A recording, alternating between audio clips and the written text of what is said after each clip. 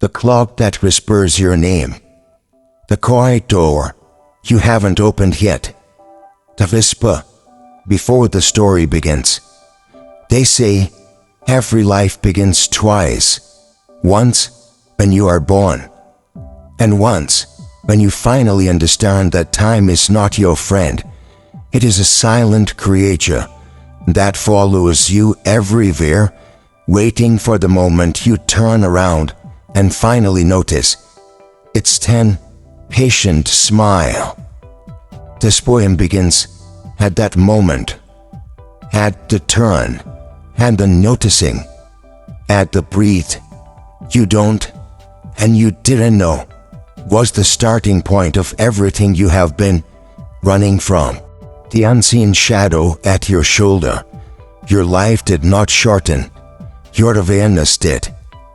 You misplaced your hours in the pockets of tomorrow, believing they would stay loyal, believing they would wait. But time is a thief that steals without touching. It robs by allowing you to delay, to scroll, to hope for later, to trust a future that never signed a contract with you. You did not lose years.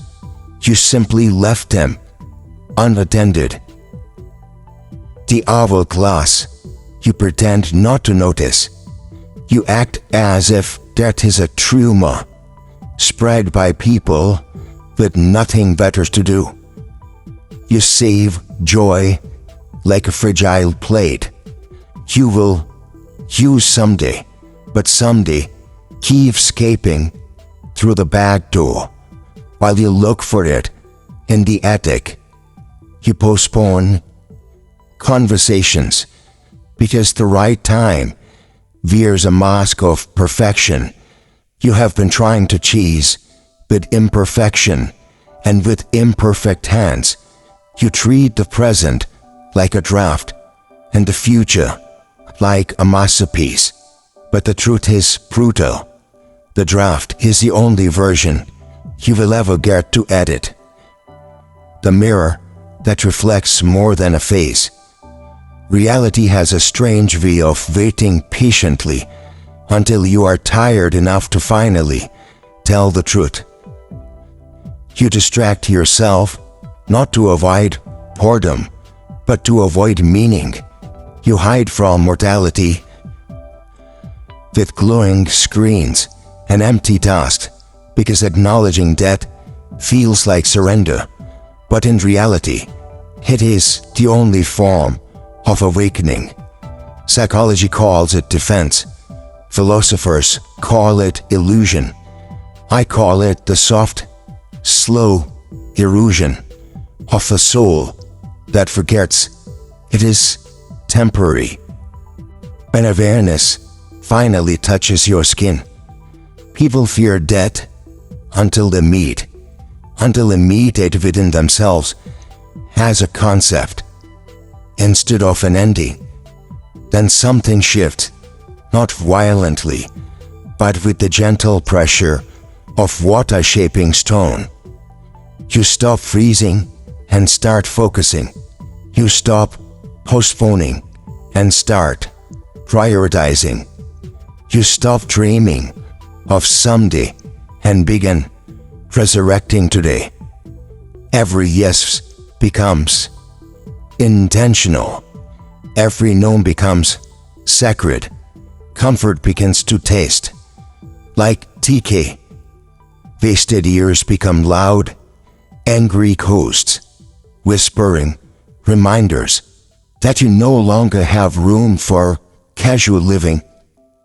This is not morbid. This is the world removing its filter. 2 camps, and you stand at the border. Look around. There are only 2 ways to exist.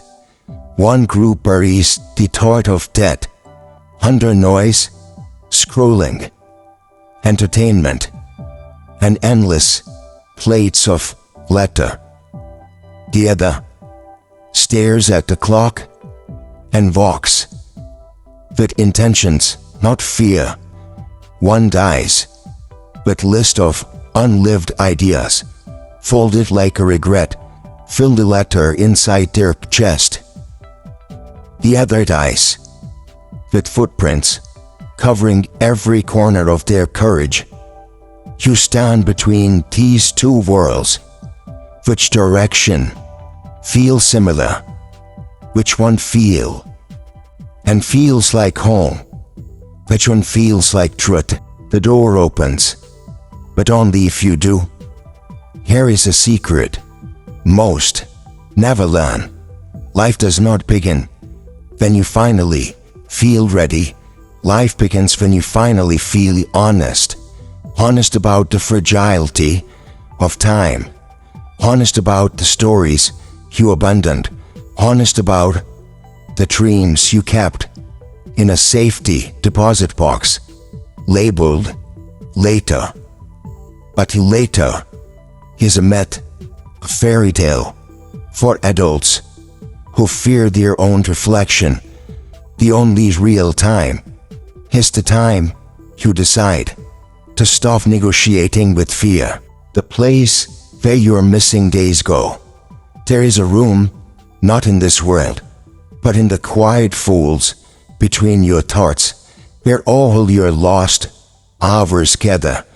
Hours you spent worrying about things that never happened.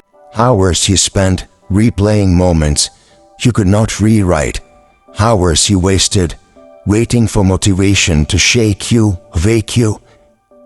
They sit there, dusty and patient, like old letters you never mailed. If you'd listen closely, you can hear them breathing softly, disappointed, but still yours. Time has a memory, and it remembers you. Time is not cruel, it is simply honest. It remembers every moment you treated your life like a rehearsal. Every time you said, "Not today," every time you said, "Someday I will change." Time remembers how gently you ignored it, how politely you postponed it, how confidently you believed you had more of it than anyone else. And time, in its strange mercy, waited. It always waits until it doesn't. The day you suddenly wake up, there comes a morning when your reflection looks different, not older, not tired, but aware. You see something behind your own eyes, a flicker of urgency, a thin crack of truth, where illusions used to live. You realize that boredom was never boredom. It was grief, grief for the person you kept delaying. You feel a heaviness, not in your chest, but in your timeline. You suddenly understand that life was not waiting for you, it was running, and you were walking. The conversation you have with yourself.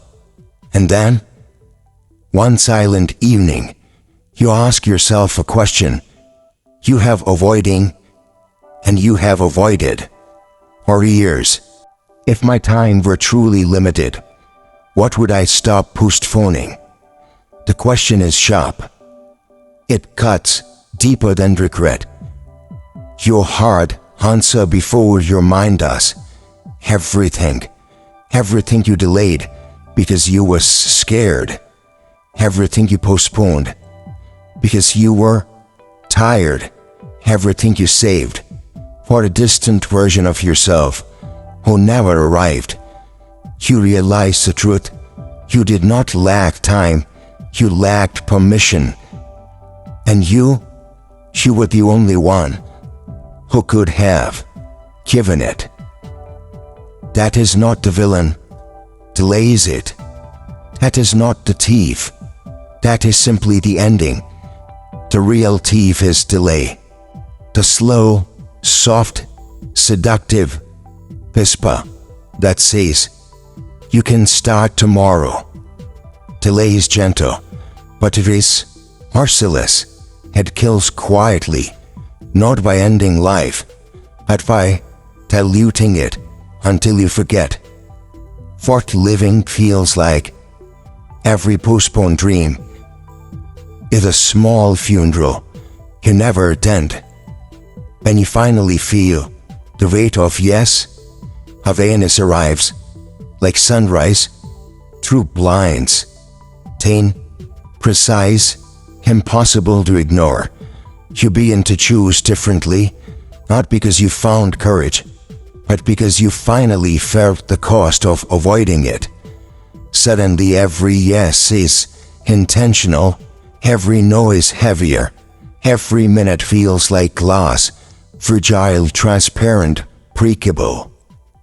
You stop tolerating conversations that drain you.